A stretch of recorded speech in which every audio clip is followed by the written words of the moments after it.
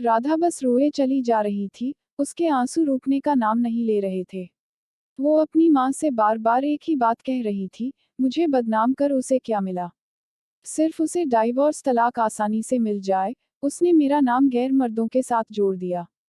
मेरी जिंदगी नरक बना दी। मेरे पति होते हुए, खुद मुझ पर ये इल्जाम लगा रहे हैं। ये वही इंसान है जो कल तक मेरे लिए सब कुछ करने को तैयार थे, दिन को रात कहने को तैयार थे। आज अपने अहंकार में मुझे नीचा दिखाने के लिए मुझे तलाक दे रहे हैं। मेरी गलती क्या, अपने और अपनी बेटी के लिए आवाज उठाना।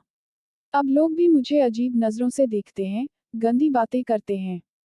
रास्ते पर चलना मुश्किल हो गया है। सहेलियों ने भी मुंह फेर लिया, बस कुछ ही मुझे समझती हैं और मेरे साथ है। माँ, आपका भाई बहन का साथ और बेटी का प्यार साथ मेरा हौसला बढ़ाता है।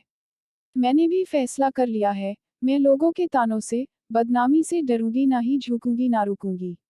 अपने आत्मसम्मान और हक के लिए बिना थके लड़ूंगी लोगों से, उस इंसान से जिसमें इंसानियत ही नहीं रही। और फिर शुरू हुए कोर्ट कचहरी के धक्के। पैसों की और समय दोनों की बर्बादी पर कोई दूसरा रास्ता नहीं दिख रहा था। सबसे बड़ा दुख झटका उस वक्त लगता था राधा को जब उसका पति कोर्ट में सामने खड़े होकर गलत गंदी बात बोलता था। वो बहुत मायूस हो जाती थी, कभी कभी सब कुछ छोड़कर कहीं दूर भाग जाना चाहती थी।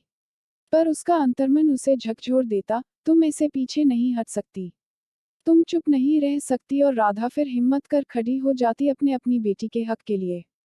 सोचती मैं मजबूत बनूंगी तभी बेटी को मजबूत बना पाऊंगी।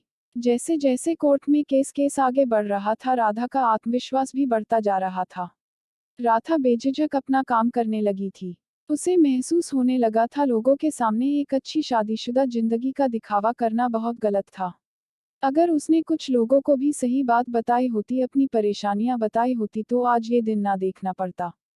लोग उसकी मुश्किलों को समझते। खैर, जो होना था हो गया सोचकर राधा ने ठंडी सांस ली। अब वो खुलकर जिएगी अपनी जिंदगी। उधर राधा के पति को भी एहसास हो गया था, उसने राधा पर झूठे इल्जाम लगा मुसीबत मोल ले ली है। उसने तो सोचा था, राधा जैसी समाज में एक अच्छी जिंदगी जीने का दिखावा करने वाली औरत मुंह बंद कर चुपचाप घर में बैठ जाएगी। पर हुआ सब कुछ उल्टा। राधा ने तो घरेलू हिंसा की सच्चाई सबके सामने लाकर रख दी थी। कुछ सबूत भी जुटा लिए थे राधा ने। वो अब अपनी बेटी के साथ जीना सीख गई थी। उसके घरवाले भी पूरा साथ देते थे उसका। तभी एक दिन दरवाजे की घंटी बजी। राधा ने भी सोचा कौन हो सकता है इस वक्त। जब देखा तो वो अचंभित रह गई, दरवाजे पर उसका पति खड़ा था। उसने राधा से पूछा, अंदर आ जाऊं? राधा ने कुछ सोचा, बोल। उसे अंदर आने दिया और पूछा, अब क्यों आए हो? वो बोला, मुझे माफ कर दो, मुझसे गलती हो गई और घर वापस चलो। मैं तुम्हारे और अपनी बेटी के बिना नहीं रह सकता। अचानक आए इस बदलाव से राधा सोच में पड़ गई थी। वो कुछ समझ नहीं पा रही थी। पर उसका पति केस वापस ले, साथ में सुखी जीवन बिताने की बात कर रहा था। उसने राधा से कहा, चाहो तो थोड़ा सोचकर जवाब देना। पर राधा का जवाब तो तैयार था, उसने साथ जाने से मना कर दिया। और बेटी ने भी बोल दिया, मैं मम्मी के साथ ही रहूंगी। राधा का पति ये बोलकर तुम ठीक नहीं कर रही वहां से चला गया। पूरी रात वो सोचती रही, उसने गलत निर्णय तो नहीं लिया? क्या मुझे अपनी बेटी के अच्छे भविष्य के लिए साथ चले जाना था? बेटी को माँ पापा दोनों मिल जाते। शायद सच में उनकी सोच बदल गई हो। सोचते सोचते सुबह हो गई। सब घरवाले भी सोच में थे, क्या किया जाए। इंसान बदल भी तो सकता है।